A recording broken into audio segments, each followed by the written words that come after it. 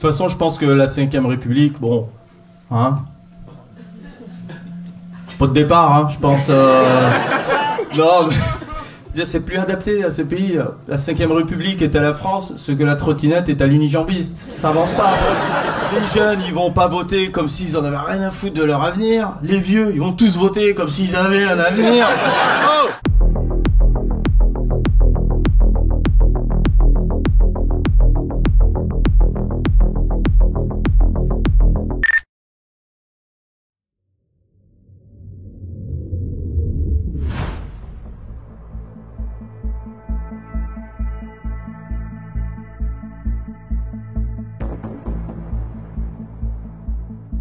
Il faut remettre en cause de façon radicale un système qui aujourd'hui a abouti à la destruction des classes populaires, des classes moyennes des pays occidentaux, qui crée de la violence, de la colère de façon extrêmement dangereuse.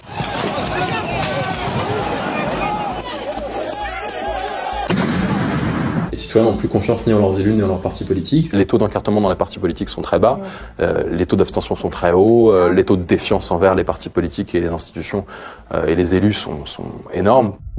Les partis politiques sont les plus mal classés de toutes les institutions et les organisations. 87% des électeurs ne leur font pas confiance du tout, ou plutôt pas confiance. Si le président remporte la moitié des voix, c'est que les 2 tiers n'en voulaient pas. Ouais. Bah ouais, en fait, notre système d'élection, notre système de vote fait que, en fait, on vote pour quelqu'un dont la plupart des gens veulent pas.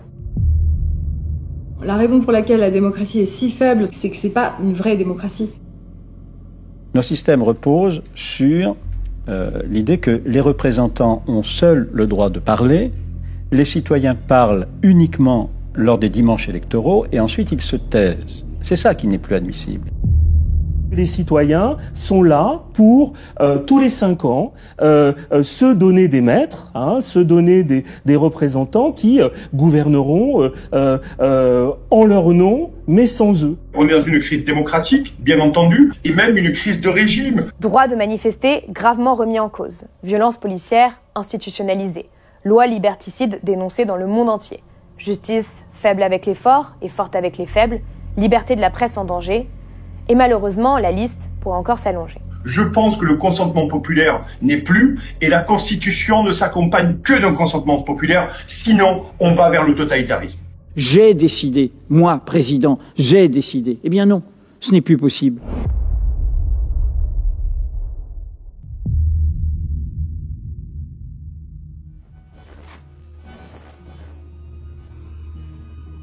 Emmanuel Macron n'a pas été élu par la majorité des citoyens français. La majorité des gens se sont abstenus, déjà. Donc ça veut dire qu'en fait, si on était raisonnable dans notre acception de ce qu'est la démocratie, la majorité des gens qui s'abstiennent, ça veut dire qu'on doit réformer le système en profondeur et qu'on devrait lancer une grande consultation et potentiellement une réécriture de la Constitution. Et je pense que ce serait mieux avec une assemblée citoyenne tirée au sort. Peut-être qu'il faut un jour un 1789 pour de faire péter la démocratie représentative comme on a fait péter le système des 3 ordres. Peut-être. Peut-être qu'il est temps de déclencher un mouvement constituant dans ce pays, sous la forme de la convocation d'une assemblée constituante et qui rebatte les cartes institutionnelles, les cartes de la Constitution. Les démocraties aujourd'hui sont à un tournant dans lequel une partie croissante de la population exige des représentants qu'ils ouvrent de plus en plus le processus de décision aux citoyens. Il s'agit donc de permettre et de trouver les mécanismes et les procédures permettant aux citoyens de parler, d'agir entre 2 moments électoraux. La monarchie présidentielle touche à sa fin. Est-ce qu'elle va mourir pacifiquement ou est-ce qu'elle va mourir dans la violence? C'est un peu à nous de le décider.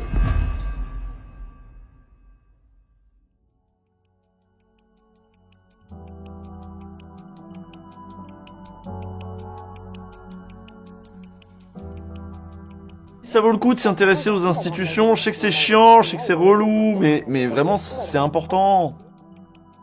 Comment se fait-il que partout dans le monde, un homme, une voix, c'est pour désigner des maîtres, c'est-à-dire désigner des maîtres qui choisissent tout à notre place, qui décident tout à notre place et contre lesquels on peut rien?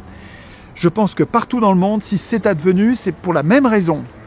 C'est parce que nous les avons laissés écrire les règles. Il y a un endroit où il est écrit que le peuple n'a aucune puissance. Ça s'appelle la Constitution. Le problème, c'est que tout le monde s'en fout. Nous nous désintéressons du texte dans lequel est programmée notre impuissance. Je pense que cette impuissance politique vient de la Constitution, du texte qui fait que les élus sont pas révocables, ils n'ont pas de compte à rendre, on peut pas choisir nos candidats, on n'a pas de référendum d'initiative populaire, de notre initiative nous ne pouvons décider de rien, etc., etc.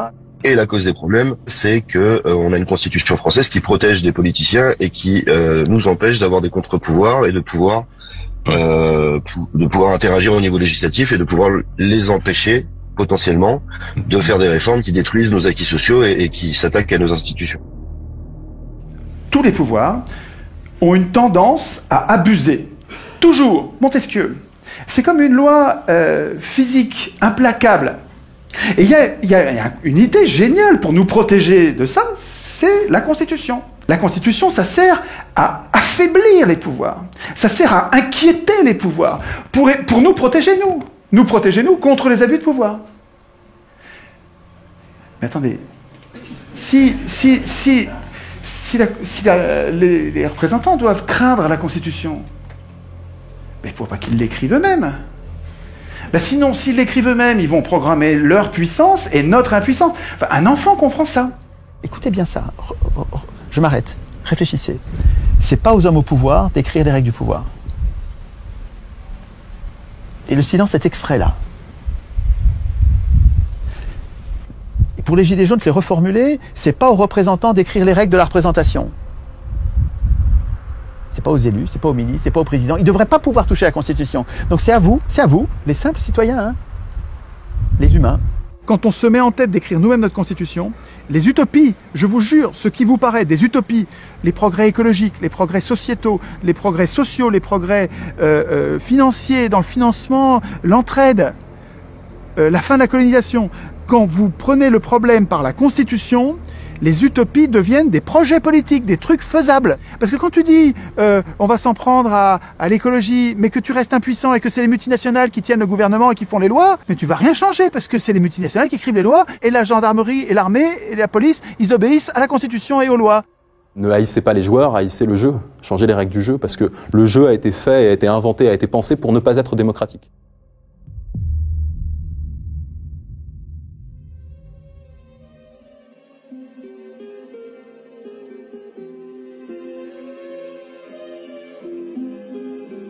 La bonne nouvelle, c'est ce retour de l'imagination démocratique. Ce qui est important, on n'en parle pas suffisamment, les médias n'en parlent pas suffisamment, mais c'est l'imagination démocratique. Il n'y a jamais eu autant de personnes qui œuvrent à repenser notre démocratie. Le RIC, c'est le truc qu'il faut absolument... C'est un référendum qui permet au peuple de participer à l'élaboration des lois, à la création des lois, à leur retrait. Notre système de vote, est-ce qu'on est sûr qu'il est le meilleur ? Eh ben non, pas vraiment. Il est même assez mauvais et en fait, on pourrait faire beaucoup mieux. Comment on désigne les acteurs politiques? Quel mandat? Quelle durée? Est-ce que c'est renouvelable, pas renouvelable? Est-ce que c'est long, pas long? Tout ça, c'est à nous de décider. Et si on remplaçait plutôt les élections par le tirage au sort? RIC, Assemblée citoyenne, révocation des élus, considération ou comptabilisation du vote blanc, enfin tout ce qui touche au fonctionnement des institutions. Cette idée de réfléchir à comment aller vers une démocratisation de la démocratie, comment aller vers une véritable démocratie participative, ou à minima au moins une véritable démocratie délibérative, c'est la question qui me passionne.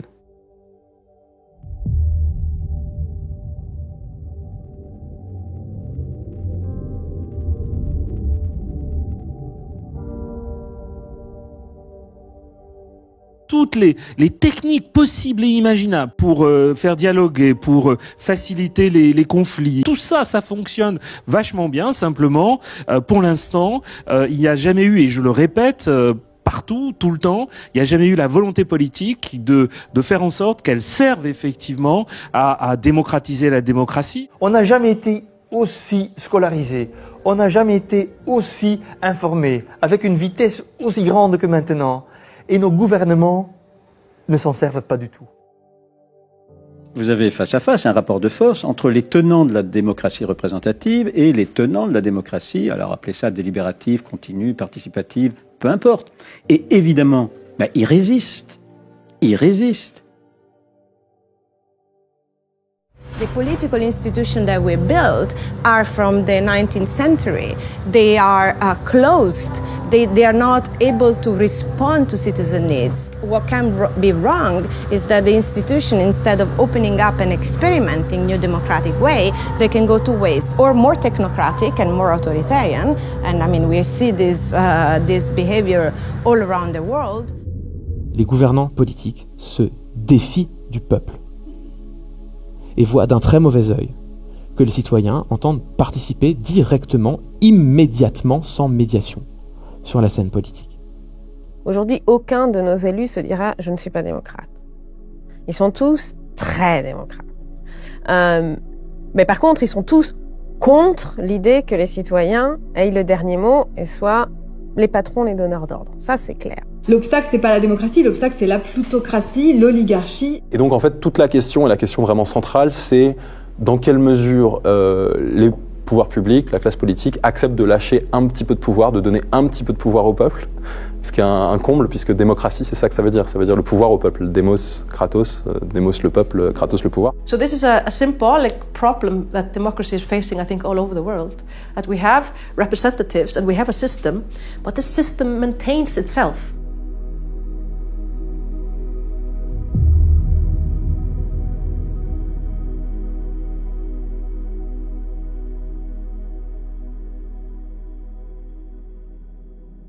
Je me demande si le temps n'est pas venu d'un processus constituant permettant de réfléchir à une autre république démocratique, sociale, écologique. Je me demande s'il n'est pas important de proposer une démarche intelligente sous couvert d'un comité de sages qui partirait des bassins de vie au tirage au sort. Toutes les sensibilités, toutes les composantes seraient formées, rémunérées, peut-être par le budget des voyages du Sénat, par exemple, qui ensuite viendrait sur une assemblée constituante qui proposerait des propositions fortes et jugé par le peuple par un référendum. Alors, je pense que le moment est peut-être venu de le faire.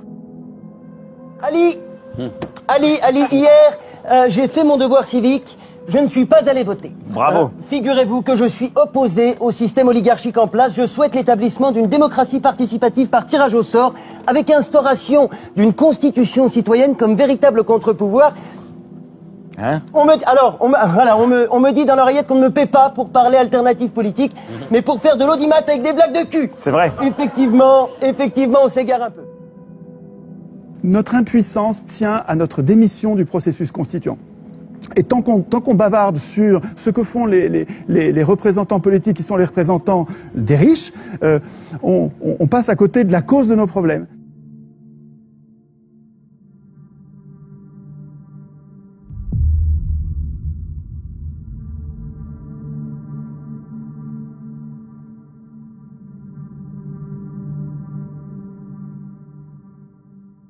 À mon niveau, et je pense que tout le monde devrait faire ça à son niveau, à mon niveau, j'essaye de rendre pratique l'écriture de la Constitution.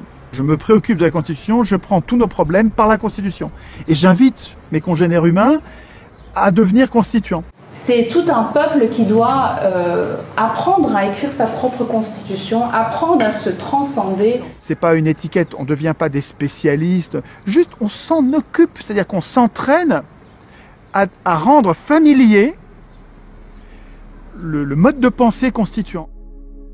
Il y a une révolution culturelle à faire.